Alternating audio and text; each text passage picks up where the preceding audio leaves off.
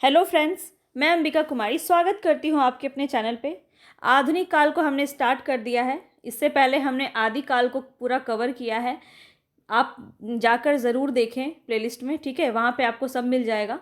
आदि काल, भक्ति काल, रीति काल सब हमने कवर किया है। और भी जो चीज़ें होंगी वो हम धीरे धीरे करते रहेंगे। हालांकि मैंने पूरी प्रैक्टिस आपको करवाई है और बहुत ही स्टैंडर्ड बुक से आपको सारी चीज़ें करवाई जा रही है।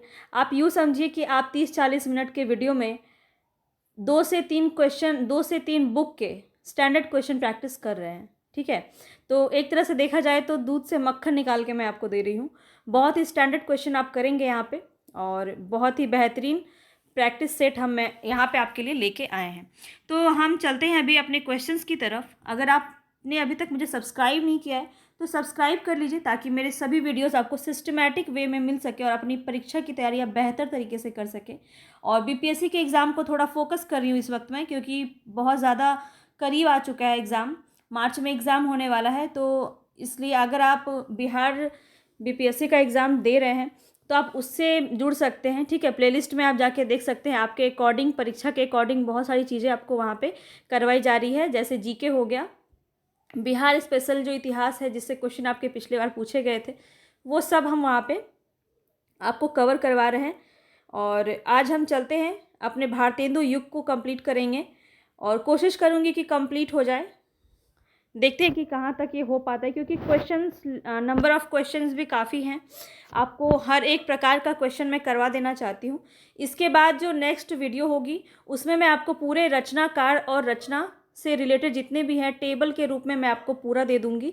भारतेंदु युग में जितने भी कवि हैं और उनकी जितनी भी रचना है वो सब एक जगह इकट्ठा संग्रहित करके मैं आपको दे दूँगी, जैसा मैंने अपने पहले वीडियोज़ में किया है। आप जाके ज़रूर देखें। आदिकाल का भी आपको पूरे रचना और रचनाकार का वीडियो सेपरेट मिल जाएगा। और अगर आप उसका पीडीएफ चाहते हैं तो आप टेलीग्राम से जुड़ सकते हैं। टेलीग्राम में आपको वो प्रोवाइड कर दिया जाएगा, ठीक है। चलते हैं अपने क्वेश्चंस की तरफ। पसंद आ रहा है, अगर आपको मेरी मेहनत पसंद आ रही है, आपके काम आ रही है, तो ज़रूर लाइक कीजिए और साथियों के साथ शेयर कीजिए। कम से कम 5 अपने कॉन्टैक्ट ग्रुप्स में मेरे वीडियोस को शेयर करें, यही मेरा निवेदन है और इसे आप स्वीकार कीजिए। चलते हैं अपने क्वेश्चंस की तरफ। वैसे आपको पसंद आएगा तो आप सपोर्ट ज़रूर करेंगे, मुझे उम्मीद है। चलते हैं हम अपने क्वेश्चन को देखते हैं। आधुनिक काल के लिए इनमें से कौन सा नाम नहीं दिया गया है। देखिए, आधुनिक काल में बहुत सारे नाम दिए गए हैं, तो यहाँ पे पूछा जा रहा है कि कौन सा नहीं दिया गया है। यहाँ ऑप्शन मैं देख लेती हूँ। वर्तमान काल, गद्य काल, सामयिक काल और आधुनिक काल। तो देखिए, यहाँ पे आपका राइट ऑप्शन हो जाएगा ऑप्शन नंबर सी। सामयिक काल जो है ये नाम किसी ने भी नहीं दिया है आधुनिक काल का। और अगर मैं बात करूँ वर्तमान काल की, तो वर्तमान काल किसने दिया है? मिस्र बंधु ने दिया है। आप चाहे तो इसको नोट कर सकते हैं, ठीक है। मिस्र बंधुओं ने दिया है। गद्य काल किसने दिया है? तो रामचंद्र शुक्ल ने दिया है, ठीक है। रामचंद्र शुक्ल ने दिया है। और आधुनिक काल किसने दिया है? तो डॉक्टर राम कुमार वर्मा और गणपति चंद्र गुप्त, ठीक है। गणपति चंद्र गुप्त, ये जो इन्होंने दिया है। इस तरह से नामकरण और विभाजन और ग्रंथ से संबंधित जितने भी क्वेश्चन हैं वो भी मैं आपको अलग से करवा रही हूँ। तो अब तक मैंने लगभग 60 क्वेश्चन करवाया है, तो वहाँ भी आप जाके उसको देख सकते हैं। जितने भी इतिहास ग्रंथ लिखे गए हैं वो सब मैं आपको कंप्लीट करवा चुकी हूँ और अभी वो जारी है, हो रहा है आगे आगे। तो सारी चीज़ें आपको मिलेंगी, कुछ भी नहीं छूटेगा। हम बेहतरीन प्रैक्टिस यहाँ पे करेंगे। तो यहाँ पे दूसरा क्वेश्चन हम देखते हैं। दूसरा क्वेश्चन है, इनमें से आधुनिक काल की समय सीमा क्या है? तो देखिए, आपको कंफ्यूज नहीं होना है। यहाँ पे क्वेश्चन आपका ईस्वी में पूछा गया है। राइट ऑप्शन है यहाँ पे आपका ऑप्शन नंबर बी। तो 1843 ईस्वी आपका आधुनिक काल का समय सीमा माना जाता है। अब जैसे हम यहाँ पे आपने देखा होगा कि आधुनिक काल की समय सीमा हम मानते हैं 1900 में। अगर आप 57 माइनस कर देंगे तो आपका आंसर आ जाएगा 1843। तो यही आपका यहाँ पे राइट ऑप्शन आपको दिख रहा है। तो ये देखिए विक्रमवी संवत में है और यहाँ पे ईस्वी में पूछा जा रहा है। तो आपको घबराना नहीं है। जब भी क्वेश्चन विक्रमी संवत में होगा वो तो आपको याद रहेगा, क्योंकि वो ईजी है याद करना ज़्यादा, तो वो हमने याद कर रखा है। तो उसमें हम 57 को बस माइनस करेंगे तो ईस्वी में आंसर आ जाएगा। इस तरह से आप इसको ध्यान रख सकते हैं। तो आधुनिक काल की समय सीमा क्या? 1843 है। चलते हैं आगे। 252 वैष्णव की वार्ता के रचनाकार कौन है? वल्लभाचार्य, गोसाई विट्ठलनाथ, गोकुलनाथ या नाभादास? तो यहाँ पे राइट ऑप्शन हो जाएगा गोकुलनाथ। गोकुलनाथ कौन थे? तो विट्ठलनाथ के पुत्र थे, ठीक है। और विट्ठलनाथ कौन थे? तो वल्लभाचार्य के पुत्र थे। और विट्ठलनाथ ने क्या किया था? अष्टछाप की स्थापना इन्होंने ही की थी, जिसमें 4 शिष्य, इनके जो पिता हैं उनके शिष्य थे वल्लभाचार्य के, और 4 विट्ठलनाथ के शिष्य थे। इतनी बात आप ध्यान रखेंगे। चलते हैं आगे। यहाँ पे देखिए नाभादास भी आप देख लीजिए। नाभादास की बहुत ही प्रसिद्ध एक रचना है भक्तमाल। भक्तमाल ध्यान रखेंगे, बहुत इंपॉर्टेंट है। आगे चलते हैं। फिर से एक क्वेश्चन आ रहा है, 84 वैष्णव की वार्ता, ये भी किसने लिखा था? गोकुलदास ने ही लिखा था। ऑप्शन ए आपका राइट ऑप्शन हो जाएगा। सूरदास को अष्टछाप का कवि कहते हैं, ये बात आप ध्यान रखेंगे। नंददास की बात की जाए तो अष्टाध्याय मंजरी, ध्यान मंजरी इसकी बहुत प्रमुख रचना है, ध्यान रखेंगे। नाभादास का मैंने आपको बता ही दिया है। चलते हैं आगे। श्रृंगार रस मंडन ग्रंथ के रचयिता कौन है? श्रृंगार रस मंडन के रचयिता कौन हो जाएंगे? नाभादास यहाँ पे राइट ऑप्शन हो जाएगा, ठीक है। चलते हैं आगे। नेक्स्ट क्वेश्चन है, देखिए आपको लग रहा होगा कि ये सब क्वेश्चन तो भक्ति काल में हमने किया है, तो मैं आपको बता देती हूँ कि ये जो रचनाएं हैं ये ब्रज भाषा में लिखित गद्य रचना है। तो गद्य रचना ही हम कर रहे हैं, गद्य रचना कर रहे हैं इस वजह से क्योंकि आधुनिक काल हमने स्टार्ट किया है और आधुनिक काल गद्य से प्रारंभ माना जाता है। तो कुछ ऐसे जो रचनाएँ थे वो रचनाएँ आपके ब्रज भाषा में गद्य में लिखी हुई थी, इसीलिए हम ऐसे क्वेश्चंस को भी देख रहे हैं। तो ब्रज भाषा गद्य में लिखी हुई कौन सी है? तो यहाँ पे देखिए अष्टयाम जो यहाँ पे है राइट ऑप्शन हो जाएगा अष्टयाम, ठीक है। ब्रज भाषा गद्य में लिखी हुई रचना है। आगे चलते हैं। अष्टयाम का रचना काल पूछ रहा है। अष्टयाम का रचना काल कितना हो जाएगा? तो यहाँ पे राइट ऑप्शन हो जाएगा 1603 ईस्वी, ऑप्शन नंबर सी। 1603 ईस्वी हो जाएगा अष्टयाम की रचना समय। चलते हैं आगे। चंद छंद वर्णन की महिमा। चंद छंद वर्णन की महिमा किसकी है? तो गंग कवि की है। इस क्वेश्चन को भी हमने कई बार देखा है, ध्यान रखेंगे, चीज़ों को याद करते चलेंगे, ठीक है। और अगर मैं बात करूँ चंदबरदाई की, तो चंदबरदाई महाकाव्य इनका जो है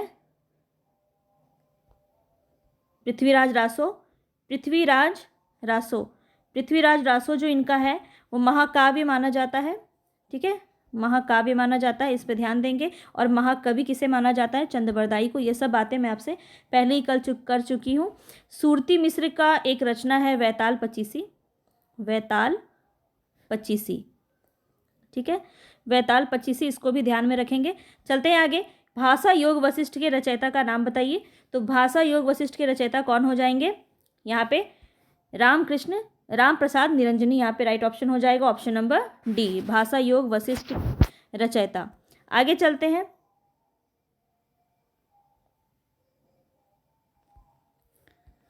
नेक्स्ट क्वेश्चन है, प्रेम सागर की रचना किस लेखक ने हिंदी में की है? तो प्रेम सागर की रचना किसने की है? तो यहाँ पे राइट ऑप्शन हो जाएगा, ऑप्शन नंबर ए, लल्लू लाल, ठीक है। चलते हैं आगे।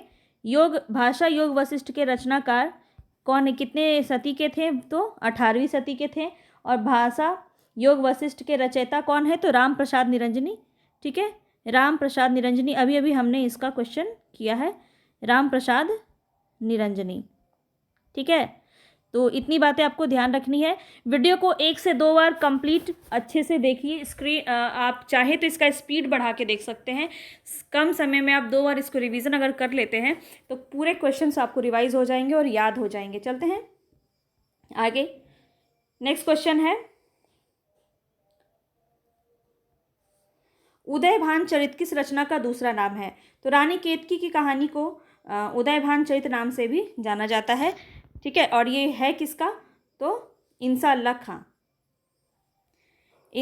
खां की रचना है रानी केतकी की कहानी। चलते हैं आगे। नासिकेतोपाख्यान रचयिता का नाम बताइए। रचयिता के नाम यहाँ पे सदल मिश्र, यहाँ पे राइट ऑप्शन हो जाएगा, ऑप्शन नंबर ए, सदल मिश्र नासिकेतोपाख्यान, ठीक है। चलते हैं आगे। इनमें से मुंशी महासुखलाल नियाज की रचना कौन सी है? तो कौन सी हो जाएगी?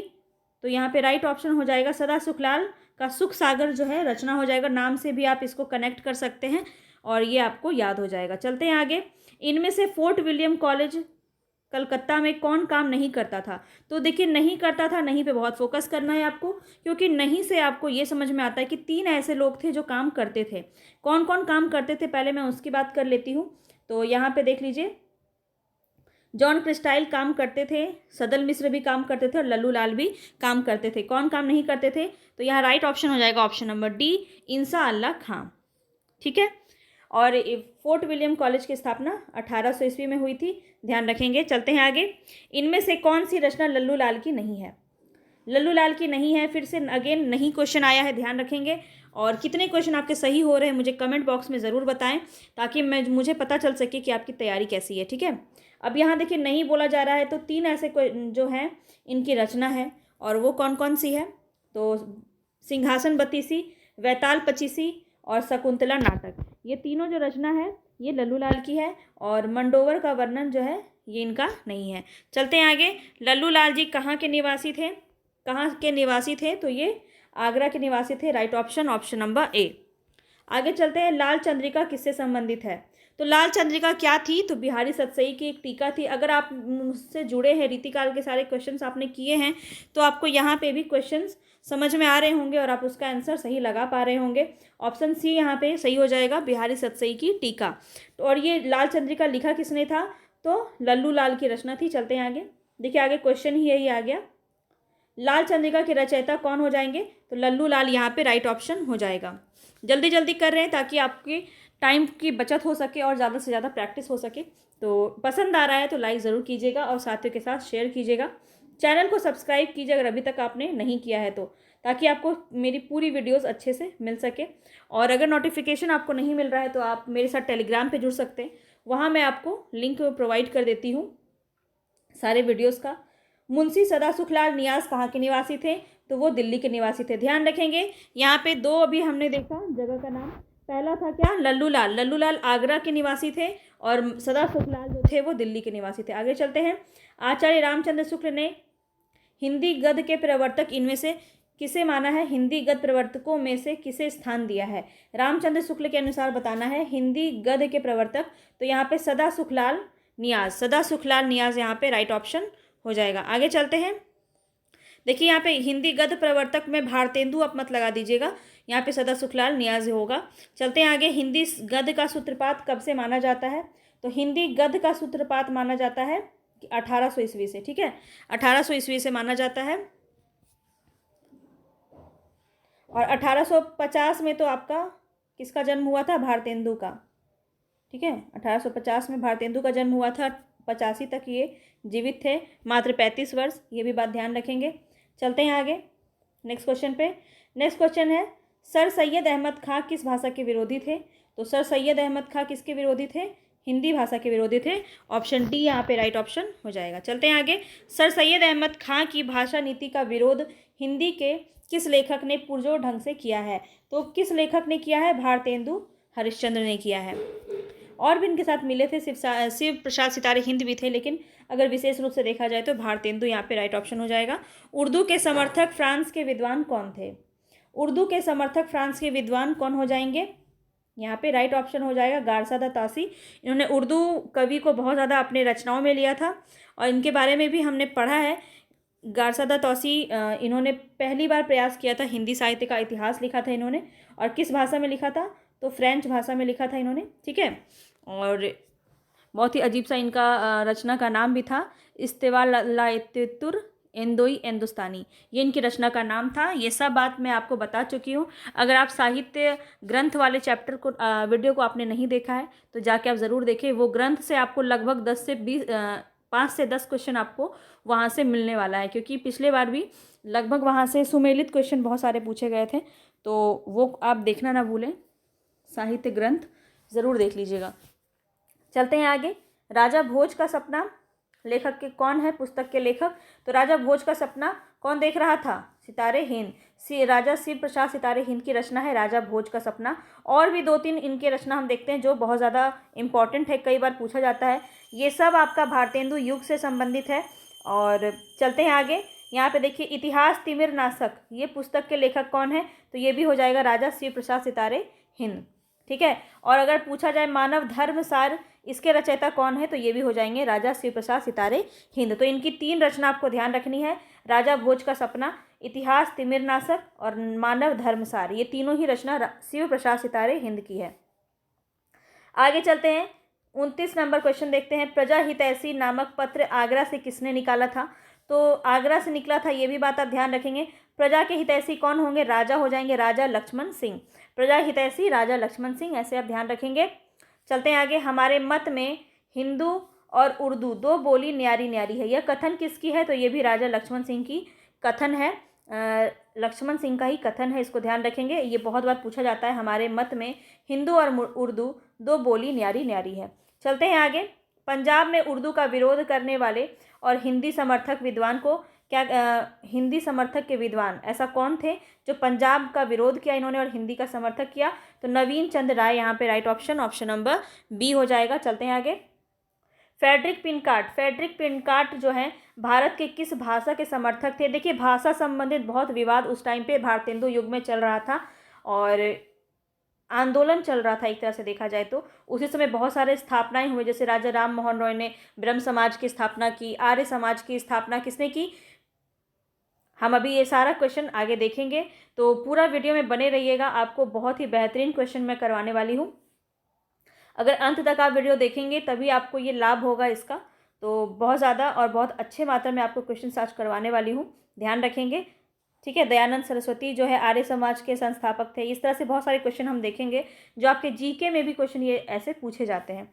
चलिए, फ्रेडरिक पिनकार्ट जो है भारत में किस भाषा के समर्थक थे, तो हिंदी भाषा के समर्थक थे, ध्यान रखेंगे, नाम से आप अंग्रेजी की तरफ मत जाइएगा, इस तरह के क्वेश्चन गलत भी करा देते हैं। चलते हैं आगे, नेक्स्ट क्वेश्चन है, भारत में अंग्रेजी शिक्षा का प्रचार प्रसार सर्वप्रथम किस प्रांत में हुआ, तो सर्वप्रथम किस में हुआ, बंगाल में हुआ, इस बात को भी ध्यान रखेंगे। आगे चलते हैं, प्रार्थना समाज की स्थापना इनमें से किसने की, मोस्ट इंपॉर्टेंट क्वेश्चन, कई बार पूछा जाता है, चाहे वो जीके जीएस हो या फिर हिंदी से संबंधित हो, ये क्वेश्चन उसी समय की बात है जब ये सब हुआ था, तो इसलिए इसको ध्यान में रखेंगे।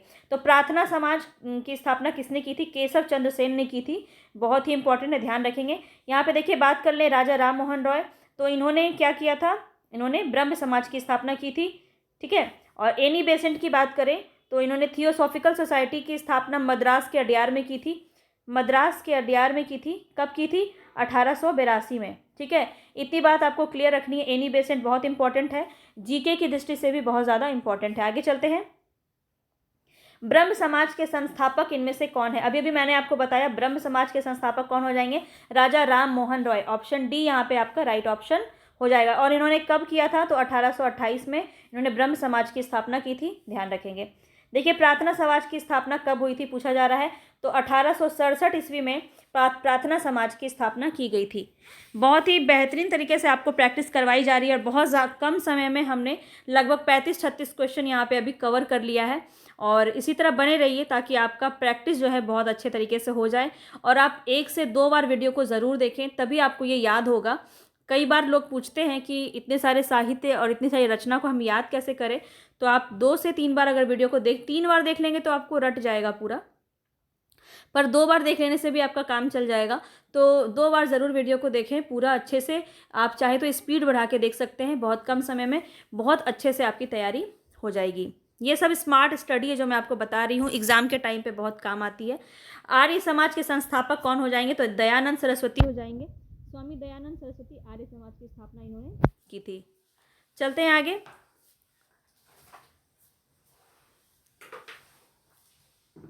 नेक्स्ट क्वेश्चन है हमारा, देखिए इसको सुमेलित करना है, बहुत ही इंपॉर्टेंट है। यहाँ पे देख लेते हैं, विवेकानंद ने रामकृष्ण मिशन की स्थापना की थी, दयानंद सरस्वती ने आर्य समाज की स्थापना की थी, केशव दास ने प्रार्थना समाज की स्थापना की थी, और राजा राम मोहन रॉय ने ब्रह्म समाज की स्थापना की थी। चलते हैं आगे, देखिए आ गया क्वेश्चन जिसको मैंने बताया, थियोसॉफिकल सोसाइटी के कार्य को आगे बढ़ाने का श्रेय किसे जाता है, तो एनी बेसेंट को जाता है, ठीक है। 1882 ईस्वी में इन्होंने मद्रास के अड्यार में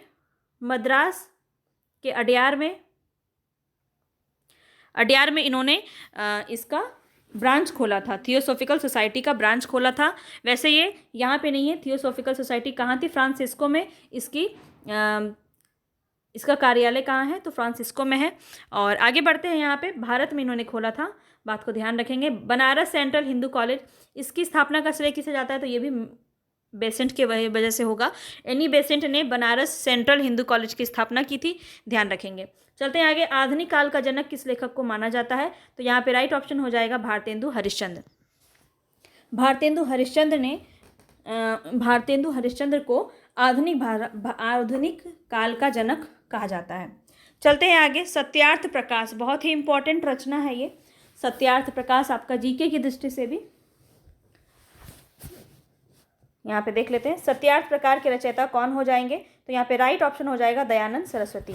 ठीक है, सत्यार्थ प्रकाश की रचयिता हो जाएंगे दयानंद सरस्वती। आगे चलते हैं, आर्य समाज की स्थापना कहाँ हुई थी? मोस्ट इंपॉर्टेंट क्वेश्चन है, यहाँ से आपका 3 बार क्वेश्चन पूछा जा चुका है। और आर्य समाज की स्थापना जो है वो बम्बई में हुई थी, ध्यान रखेंगे। आगे चलते हैं, हिंदी प्रचार में इनमें से किस संस्था का योगदान सर्वाधिक रहा? हिंदी प्रचार में इनमें से किस संस्था का योगदान हिंदी प्रचार में रहा? तो आर्य समाज की स्थापना यहाँ पे जो हुई थी, आर्य समाज में हिंदी प्रचार पर बहुत ज़्यादा काम किया गया था, ध्यान रखेंगे। भारतेंदु युग की समय सीमा इनमें से क्या माना गया है? तो जैसा मैंने आपको बताया कि भारतेंदु का जन्म जो हुआ था वो आपका 1850 से 85 रहा, इनका जीवन काल पूरा। तो 85 ना मानकर 1900 तक मान लिया गया था। ऐसा क्यों? क्योंकि यहाँ पे आप देखें तो 1900 उनके जो अन्य मंडल के जितने कवि थे उनकी रचनाओं को हम अगर मान के चले, यहाँ पे देखिए ऑप्शन आपका 50 से नहीं है, 57 से है, तो 57 ही सही। यहाँ ऑप्शन नंबर बी आपका सही हो जाएगा। 1900 तक माना था, 1857 से 1900 ईस्वी तक भारतेंदु युग की रचना या भारतेंदु युग का समय। तो इसको एकदम ध्यान रखेंगे, 1900 तक रखेंगे, 1885 तक नहीं रखेंगे। ठीक है, चलते हैं आगे। नेक्स्ट क्वेश्चन है, महावीर प्रसाद द्विवेदी ने सरस्वती पत्रिका का संपादन भार कब से संभाला? बहुत इंपॉर्टेंट क्वेश्चन है ये। 1903 से संभाला था। और कब तक संभाला था? तो 20 तक संभाला था। ठीक है, 1903 से 1920 तक जो संपादक रहे थे महावीर प्रसाद द्विवेदी सरस्वती पत्रिका के संपादक रहे थे। आगे चलते हैं, भारतेंदु जी का जीवन काल कुल कितने वर्ष का था? तो अभी भी मैंने आपको बताया 35 वर्ष का था इनका। 1850 से 85 तक ही इनका समय माना जाता है। चलते हैं आगे, इनमें से पंडिताऊपन किस लेखक की भाषा में शुक्ल जी ने माना है? तो सदा सुख लाल को ही इन्होंने गद्य के प्रवर्तक के रूप में स्थान दिया था। ये भी बात आप ध्यान रखेंगे, सदा सुख लाल नियाज। ठीक है, चलते हैं आगे, हिंदी साहित्य को नवीन विषयों की ओर प्रवृत्त करने का श्रेय किस लेखक को जाता है? तो यहाँ राइट ऑप्शन हो जाएगा भारतेंदु। ऑप्शन बी आपका राइट ऑप्शन हो जाएगा। हिंदी साहित्य को नवीन विषयों की ओर प्रवृत्त करने का श्रेय भारतेंदु को जाता है। चलते हैं आगे, कितनी जल्दी हमने अभी 23 मिनट हुआ है और हमने लगभग 50 क्वेश्चन हमने यहाँ पे देख लिया है। तो चलते हैं आगे, यहाँ पे देखिए बहुत ही प्रसिद्ध पंक्ति है, चूरन साहब लोग जो खाता सारा देश हजम कर जाता। ये जो पंक्ति है ये भारतेंदु की पंक्ति है, बहुत प्रसिद्ध है, कई बार परीक्षाओं में पूछा गया है, तो ध्यान रखेंगे इस तरह की पंक्ति। इनमें से भारतेंदु मंडल के लेखक कौन है? मोस्ट इंपॉर्टेंट, आपका भारतेंदु युग से यहाँ से क्वेश्चन ना पूछा जाए ऐसा तो हो ही नहीं सकता है, तो बहुत ही इंपॉर्टेंट यहाँ से हो जाता है ये। तो कौन है? तो यहाँ पे तो कौन है? बद्री नारायण चौधरी प्रेमघन, यहाँ पे राइट ऑप्शन ए हो जाएगा। बाकी ये 3 की बात की जाए तो ये 3 आपका नहीं होंगे, यहाँ पे राइट ऑप्शन नंबर ए हो जाएगा। आगे चलते हैं, इनमें से कौन भारतेंदु मंडल के लेखक नहीं है? अब नहीं की बात की जा रही है तो 3 समझ लो कि भारतेंदु मंडल के हैं। ठीक है, तो यहाँ पे हमने बद्री नारायण चौधरी प्रेमघन को देखा था, वो एक भारतेंदु मंडल के कवि थे। और आगे बात की जाए तो बालकृष्ण भट्ट भी उन्हीं से होंगे, प्रताप नारायण मिश्र और ठाकुर जगमोहन सिंह, ये तीनों हैं भारतेंदु मंडल के लेखक हो जाएंगे। और गुलाब राय, यहाँ पे डी ऑप्शन आपका सही हो जाएगा। गुलाब राय आपके भारतेंदु मंडल के कवि या लेखक नहीं है। आगे चलते हैं, नेक्स्ट क्वेश्चन है यहाँ पे most important question, Bharatendu ji ने किस नाटक में अभिनय किया था? अभिनय किस नाटक में किया था? तो जानकी मंगल नाटक यहाँ पे आपका राइट ऑप्शन हो जाएगा, जानकी मंगल नाटक। चलते हैं आगे, इनमें से किस लेखक ने नाटकों में अभिनय करने के लिए अपने पिताजी से मूछ मुड़वा लेने की आज्ञा मांगी थी। तो ऐसे कौन से कवि थे? तो प्रताप नारायण मिश्र जो थे, इन्होंने अपने पिताजी से मूछ मुड़वा लेने की आज्ञा मांगी थी। क्यों? क्योंकि वो नाटक में अभिनय करना चाहते थे और जहाँ पे उनके पात्र का ये डिमांड था कि उनको मूछ मुड़वाना पड़ेगा, तो इन्होंने पिताजी से आज्ञा मांगी थी। ये भी एक क्वेश्चन बन गया। आगे चलते हैं। नूतन ब्रह्मचारी नामक उपन्यास के लेखक कौन हो जाएंगे? तो नूतन ब्रह्मचारी के रचनाकार कौन है? बालकृष्ण भट्ट। नूतन ब्रह्मचारी, नया नया ब्रह्मचारी, नया नया जो बच्चा होता है वो बाल होता है। नया नया जो ब्रह्मचारी बनता है उस वक्त वो बालक ही होता है। तो इस तरह से आप इसको याद कर सकते हैं। नूतन ब्रह्मचारी, नया नया ब्रह्मचारी, बालकृष्ण भट्ट। ठीक है, किसी भी तरह से आपको चीज़ों को याद करना है, ज़्यादा से ज़्यादा समझना है। चलते हैं आगे। आचार्य रामचंद्र शुक्ल ने हिंदी का पहला उपन्यास इनमें से किसे माना? आपको पता भी नहीं चलेगा, आपको क्वेश्चंस याद हो चुके होते हैं, तो इसको 1 से 2 बार आप ज़रूर देख लें। ठीक है, तो क्वेश्चन आपको परीक्षा में दिखेंगे तो फिर तो आपकी खुशी का ठिकाना ही नहीं रहेगा। आचार्य रामचंद्र शुक्ल ने हिंदी का पहला उपन्यास किसे माना है? तो यहाँ पे राइट ऑप्शन हो जाएगा परीक्षा गुरु। ठीक है, आगे चलते हैं। हिंदी प्रदीप के संपादक का नाम बताइए। देखिए, प्रताप नहीं होगा, प्रदीप होगा। ठीक है, प्रदीप होगा, ध्यान रखेंगे। हिंदी प्रदीप के रचनाकार कौन हो जाएंगे? बालकृष्ण भट्ट हो जाएंगे। ठीक है, चलते हैं आगे। यहाँ पे देखिए यहाँ पे इस समय में पत्र और पत्रिका बहुत ज़्यादा इम्पॉर्टेंट है। देखिए, पत्र पत्रिकाओं से रिलेटेड भी मैंने आपको एक वीडियो दिया है जिसमें आपको कंप्लीट जितने भी पत्र पत्रिका लिखे गए हैं सब एक जगह पे आपको इकट्ठे में दे दिया गया है। उसका PDF भी आपको अगर चाहिए तो आप टेलीग्राम से जुड़ सकते हैं, वहाँ पे आपको ये प्रोवाइड कर दिया गया है। और ये जो मैं रचनाकार के एक अलग से बनाऊंगी भारतेंदु युग को लेकर, तो उसमें भी मैं डाल दूंगी कि इस समय में कौन से पत्र पत्रिका, कुछ थे 10 लगभग, और उसी से ही रिपीटेड क्वेश्चन आपके पूछे जाते हैं। कहाँ से रिलीज़ हुआ था, ये सब क्वेश्चन रहता है इसमें, तो वो मैं आपको डाल दूंगी ताकि आपको ईजी हो जाए ज़्यादा। तो चलते हैं, यहाँ पे देख लेते हैं पहले। हिंदी प्रदीप किसका है? बालकृष्ण भट्ट। ब्राह्मण किसका है? ब्राह्मण का प्रताप है भाई, प्रताप नारायण मिश्र हो जाएंगे। कवि वचन सुधा भारतेंदु, और भारत मित्र रुद्रदत्त की। यहाँ पे राइट ऑप्शन क्या हो जाएगा? 1 का C, 2 का D, 1 का C 2 का D तो एक ही में है। ऑप्शन A यहाँ पे आपका सही हो जाएगा। चलते हैं आगे। नेक्स्ट क्वेश्चन है, इनमें से कौन सा कथन असत्य है? देखिए, आपको असत्य बताना है। इस तरह के क्वेश्चन आपको पूछ सकते हैं और आप फंस भी जाओगे इस तरह के क्वेश्चन में। तो मैं आपको एक दे दूंगी, जब मैं करवाऊंगी रचना और रचनाकार, उस वक्त मैं आपको दे दूंगी कहाँ से कौन सा प्रकाशित हुआ था। और वैसे आप जाके देख सकते हैं मेरे पहले के वीडियोज़ में, तो वहाँ पर मैंने आपको करा दिया है पूरा पत्र पत्रिका से संबंधित। ठीक है, तो कोई दिक्कत आपको नहीं होगी। हिंदी प्रदीप इलाहाबाद से प्रकाशित हुई थी, सही बात है। ब्राह्मण जो है कानपुर से प्रकाशित हुई थी, प्रताप नारायण मिश्र की, ये भी सही बात है। भारत मित्र दिल्ली से निकाला गया था, ये आपका गलत है। सदाचार मार्तंड जयपुर से निकाला गया था, ये भी आपका सही है। तो यहाँ पे देखा जाए तो ऑप्शन C यहाँ पे राइट ऑप्शन हो जाएगा। ठीक है, ऑप्शन C यहाँ पे राइट ऑप्शन हो जाएगा। भारत मित्र जो है दिल्ली से नहीं निकाला गया था, ये आपका कहाँ से निकाला गया था? कलकत्ता से निकाला गया था। ठीक है, कलकत्ता से निकाला गया था, इतनी बात ध्यान रखेंगे। आगे चलते हैं।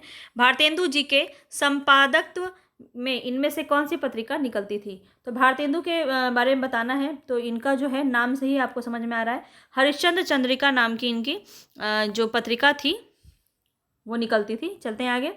इनमें से कौन सा नाटक भारतेंदु जी का नहीं है? अब नहीं पूछा जा रहा है, तो 3 ऐसे हैं जो इन्हीं के हैं। तो पहला है नील देवी, इन्हीं की है। अंधेर नगरी भी इन्हीं का है, और प्रेम जोगनी भी इन्हीं का है। तो विशाख जो है ये इनका नाटक नहीं है।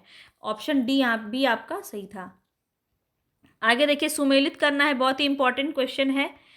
हरिश्चंद्र बाबू हरिश्चंद्र है, वैदिकी हिंसा हिंसा न भवती नाटक इन्हीं का है।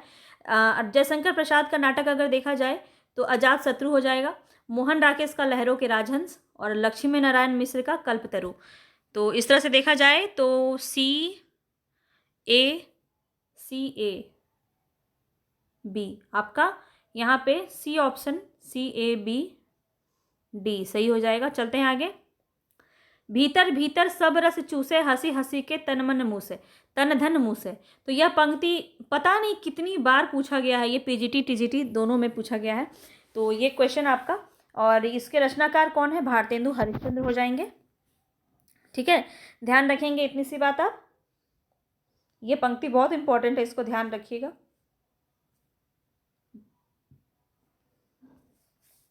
नेक्स्ट क्वेश्चन है हमारा, भारतेंदु युग के कवियों में से हर गंगा कविता किसने लिखी। हर गंगा कविता यहाँ पे आपको बताना है। तो यहाँ पे राइट ऑप्शन क्या हो जाएगा हमारा, प्रताप नारायण मिश्र। प्रताप नारायण मिश्र की कविता है हर गंगा।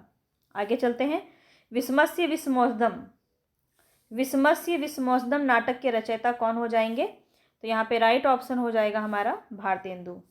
ठीक है, विस्मस्य विस्मोसदम जो है भारतेंदु की नाटक है। आगे चलते हैं, निज भाषा उन्नति है, अब सब उन्नति को मूल होगा, यहाँ पे गलत लिखा है, सब उन्नति को मूल। तो ये जो पंक्ति है ये किसकी है, ये भारतेंदु की पंक्ति है, बहुत ही प्रसिद्ध है, इसको ध्यान में रखेंगे। निज भाषा उन्नति है, सब उन्नति को मूल। आगे चलते हैं, हमारो उत्तम भारत देश, ये कविता किसकी है, हमारो उत्तम भारत देश। तो ये जो है राधा चरण गोस्वामी की कविता है, ऑप्शन ए आपका सही हो जाएगा। आगे बढ़ते हैं, भारत भारती के रचयिता कवि कौन है। तो भारत भारती के रचयिता कवि कौन हो जाएंगे, महावीर प्रसाद द्विवेदी, अयोध्या सिंह उपाध्याय, हरिऔध, मैथिली शरण गुप्त या भारतेंदु। तो यहाँ पे राइट ऑप्शन हो जाएगा ऑप्शन नंबर सी, मैथिली शरण गुप्त के रचयिता है, सॉरी भारत भारती के रचयिता है मैथिली शरण गुप्त। आगे चलते हैं, इनकी और एक, चलिए हम आगे बताते हैं, नव भक्तमाल रचयिता कवि कौन है। देखिए, एक आता है आपका भक्तमाल, एक आता है भक्तमाल। ठीक है, भक्तमाल किसकी है, नाभादास की, नाभादास की है, ध्यान रखेंगे। और यहाँ पूछा जा रहा है नव भक्तमाल, नव भक्तमाल किसकी है, तो राधाचरण गोस्वामी की है। इतनी बात आपको क्लियर रखनी है, दोनों में कंफ्यूज नहीं होना है। आगे चलते हैं, नेक्स्ट क्वेश्चन है, जो विषया संतन तजी ताही मुर लपटात, जो नर डारत वमन करी स्वान स्वाद सौ खात। तो यह दोहा किसका है, तो ये दोहा आपका राधा कृष्ण दास की रचना पंक्ति है, इसको ध्यान रखेंगे। चलते हैं आगे, भारतेंदु युग का कौन सा कवि पुष्टि मार्ग से दीक्षित था। तो ये भी क्वेश्चन आपका कई बार पूछा गया है, भारतेंदु युग से कौन सा कवि था जो पुष्टि मार्ग से दीक्षित था। तो यहाँ पे भारतेंदु बाबू हरिश्चंद्र ही हो जाएंगे। चलते हैं आगे, यहाँ पे आपको सुमेलित करना है, बहुत ही इंपॉर्टेंट क्वेश्चन है ये। तो यहाँ पे देखा जाए, राधाचरण गोस्वामी अभी हमने देखा नव भक्तमाल हो जाएगा, भारतेंदु हरिश्चंद्र की वैशाख महात्म्य, और बद्री नारायण चौधरी प्रेमघन की सूर्य स्त्रोत, और अंबिका दत्त व्यास की कंसवध। चलते हैं आगे, नेक्स्ट क्वेश्चन पे चलते हैं, इनमें से कौन सी प्रवृत्ति भारतेंदु युग की प्रवृत्ति नहीं है। तो इतिवृत्तात्मक, इतिवृत्तात्मक जो है ये किसकी है, ये आपका द्विवेदी युग की है।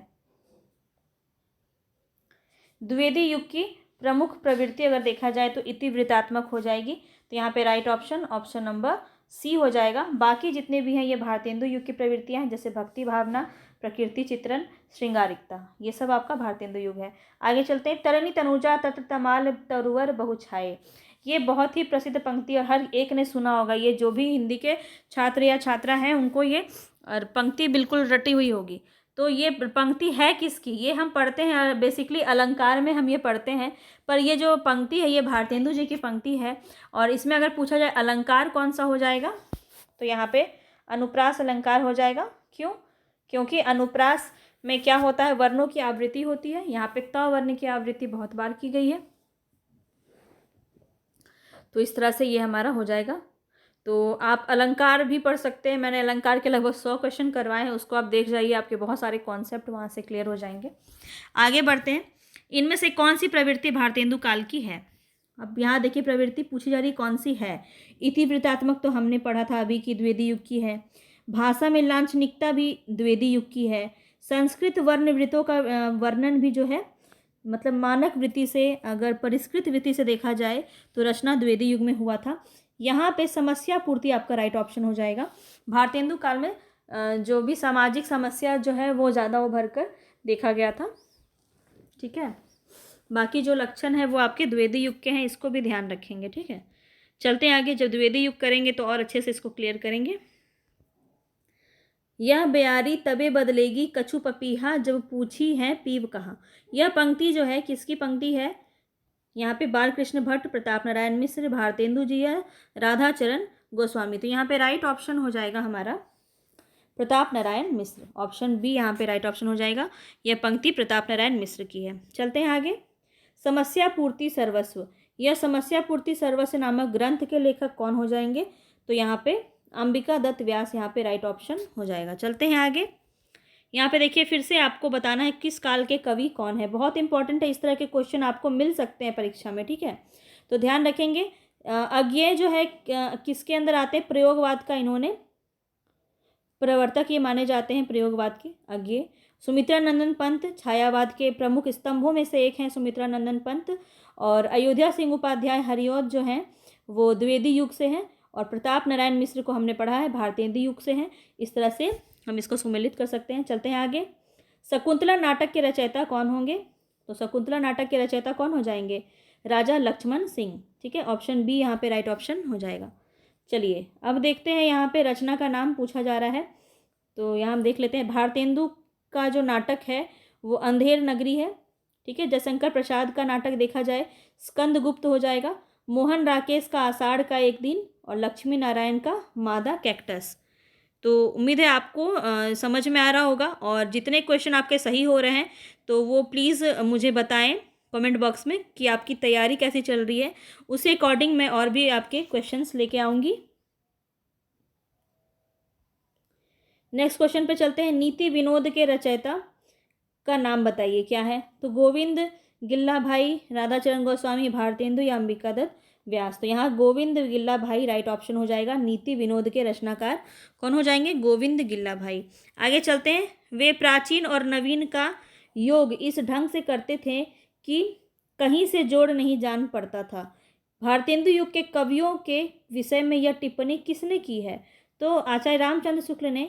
काफ़ी प्रसिद्ध ये आलोचक हैं, इन्होंने बहुत सारे लोगों पर टिप्पणियाँ की हैं। और कई बार हम कुछ नहीं आता है तो शुक्ल जी को लगा देते हैं, पर ऐसी गलती नहीं करनी, आपको ध्यान रखना है। जोड़ के रखिए बातों को कि कहाँ शुक्ल जी ने क्या कहा है। 12 मासा के रचयिता कौन हो जाएंगे? 83 नंबर क्वेश्चन पे चल रहे हैं हम। लगभग 37 मिनट में हमने 83 क्वेश्चन यहाँ पे देख लिया है, जो अपने आप में काबिल तारीफ़ है। और लगभग 100 क्वेश्चन मैं आपको यहाँ पे करवाऊँगी। तो यहाँ पे देख लीजिए, भारत 12 मासा के रचयिता कौन हो जाएंगे? राधा कृष्ण दास, ठीक है। राधा कृष्ण की जो पूजा है वो 12 मास की जाती है। इस तरह से आप ध्यान रख सकते हैं, किसी भी तरह से रिलेट कीजिए, याद कीजिए। मेरा उद्देश्य है आपके दिमाग में पूरा घुसा देना, ठीक है। जगन्नाथ दास रत्नाकर के काव्य गुरु इनमें से कौन थे? तो जगन्नाथ दास रत्नाकर के काव्य गुरु कौन थे? नवनीत चतुर्वेदी, ठीक है। नवनीत चतुर्वेदी यहाँ पे राइट ऑप्शन हो जाएगा हमारा। आगे चलते हैं नेक्स्ट क्वेश्चन पे। मध्य प्रदेश की विजय राघवगढ़ रियासत के राजकुमार इनमें से कौन है? तो इनमें से कौन हो जाएंगे? ठाकुर जगमोहन सिंह। ठाकुर जगमोहन सिंह जो है मध्य प्रदेश की विजय राघव रियासत के राजकुमार हो जाएंगे। चलते हैं आगे। हो होरी किसकी काव्य कृति है? हो होरी किसकी काव्य कृति है? अंबिका दत्त व्यास की काव्य कृति है। ऑप्शन ए आपका सही हो जाएगा, हो होरी। आगे चलते हैं। लोकोक्ति शतक के रचयिता कवि का नाम बताइए। लोकोक्ति शतक के रचयिता कवि कौन हो जाएंगे? तो यहाँ आपका ऑप्शन कौन सा? प्रताप नारायण मिश्र। ऑप्शन ए आपका सही हो जाएगा। लोकोक्ति का बहुत प्रताप है। कई बार लोगों के द्वारा कही गई बातों पर हम बहुत ज़्यादा प्रभावित हो जाते हैं। इस तरह से आप ध्यान रख सकते हैं कि लोकोक्ति यानी लोकोक्ति बहुत ही ज़्यादा फेमस है और इसका बहुत ही बड़ा प्रताप है। आगे चलते हैं। 88 नंबर पे देखते हैं। नेक्स्ट क्वेश्चन है। कानपुर के रसिक समाज से किस कवि का संबंध था? किस कवि का संबंध था रसिक समाज से? तो यहाँ पे राइट ऑप्शन हो जाएगा प्रताप नारायण मिश्र, ठीक है। रसिक समाज ऐसे पढ़ना है आपको। कानपुर के रसिक समाज का संबंध किससे था? प्रताप नारायण मिश्र से था। आगे चलते हैं। ऋतु संहार एवं मेघदूत का ब्रज काव्य में किसने अनुवाद किया? ऋतु संहार और मेघदूत का ब्रज भाषा काव्य में किसने अनुवाद किया? तो यहाँ पे राइट ऑप्शन क्या हो जाएगा हमारा? जगमोहन। ऑप्शन डी यहाँ पे राइट ऑप्शन हो जाएगा। चलते हैं आगे। नागरी नीरद नामक साप्ताहिक पत्र के संपादक कौन थे? नागरी नीरद नामक साप्ताहिक पत्र के संपादक कौन हो जाएंगे? बद्री नारायण चौधरी प्रेमघन। ठीक है, आगे चलते हैं। हिंदी नवजागरण को हिंदी जाति का नवजागरण किस आलोचक ने माना है? हिंदी नवजागरण को हिंदी जाति का नवजागरण किसने माना है?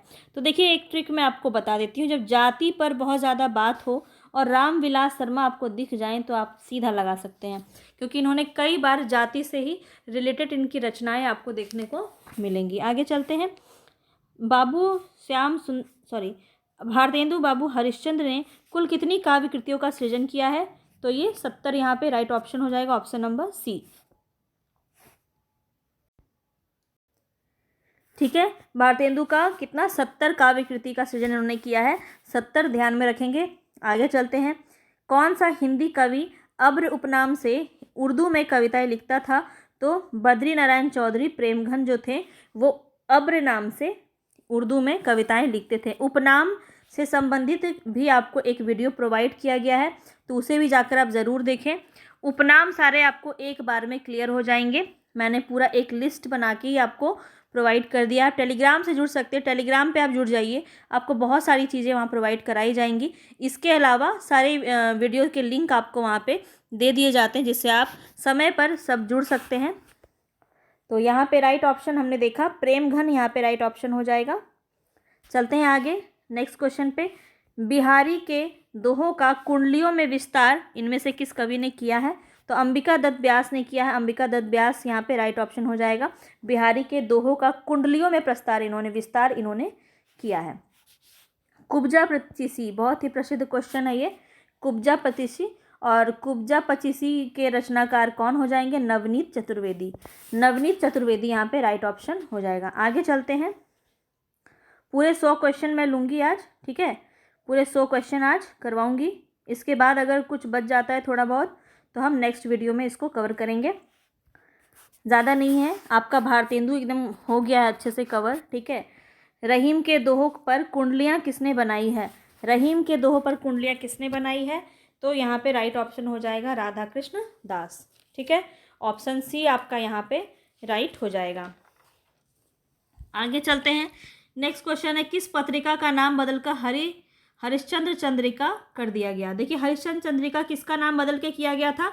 हरिश्चंद्र मैगजीन। एक बात और ध्यान रखेंगे, क्या क्या नाम है? भारतेंदु दर्पण इनका नहीं है, ठीक है, इनका यही तीन इनकी जो है पत्रिका है, ध्यान से सुन लीजिए। एक है कवि वचन सुधा, एक है यही हरिश्चंद्र मैगजीन, और एक है बाला बोधनी। ठीक है, यही 3 पत्रिका है इसकी। और बाला बोधनी जो है महिलाओं के लिए है, ये भी बात ध्यान रखिएगा। इससे भी आपका क्वेश्चन बनता है कि महिलाओं के लिए भारतेंदु ने कौन सी पत्रिका निकाली थी? तो बाला बोधनी वहाँ पे राइट ऑप्शन हो जाएगा। चलिए आगे चलते हैं। 1857 की राज्य क्रांति का नेतृत्व किस सिपाही ने किया था? तो ध्यान रखेंगे यहाँ पे मंगल पांडे, ऑप्शन डी यहाँ पे सही हो जाएगा। देखिए, 1857 की क्रांति का जो तात्कालिक कारण माना जाता है वो चमड़े वाले कारतूस, आपने कहानी सुनी होगी, हिस्ट्री आप पढ़े होंगे, तो मैं भी आपको हिस्ट्री करवा रही हूँ। तो आधुनिक भारत हम पूरा कवर कर रहे हैं। ठीक है, आज ही मैंने स्टार्ट किया है उसको, और उसको टॉपिक वाइज कवर करेंगे, तो वीडियो में जाके ज़रूर देखिएगा। ठीक है, तो यहाँ पे देखिए बात की जा रही है मंगल पांडे की। तो अगर पूछा जाए आपसे कि 1857 की तात्कालिक कारण क्या था ये क्रांति होने का, तो यही था, मंगल पांडे ही थे। और सबसे पहले 58 की क्रांति कहाँ स्टार्ट हुई थी? तो मेरठ से स्टार्ट हुई थी, ये भी बात आप ध्यान रखेंगे। देखिए, आपका मिलता जुलता चीज़ है हर जगह। तो यहाँ से स्टार्ट हुआ था, मंगल पांडे को फांसी दे दी गई थी। और क्या कहते हैं, क्या बोलना था और इसमें, तात्या टोपे कहाँ से इन्होंने नेतृत्व किया था? तो ग्वालियर से किया था। ठीक है, ग्वालियर से किया था, याद रखेंगे। और रानी लक्ष्मीबाई ने झांसी से किया था। खूब लड़ी मर्दानी, वो तो झांसी वाली रानी थी, याद है आपको। चलते हैं आगे। नेक्स्ट क्वेश्चन है हमारा, इनमें से कौन सा लेखक आगरे का निवासी है? आगरा का निवासी कौन है? तो हमने देखा था पहले भी, राजा लक्ष्मण सिंह। यहाँ पे राइट ऑप्शन नंबर सी हो जाएगा।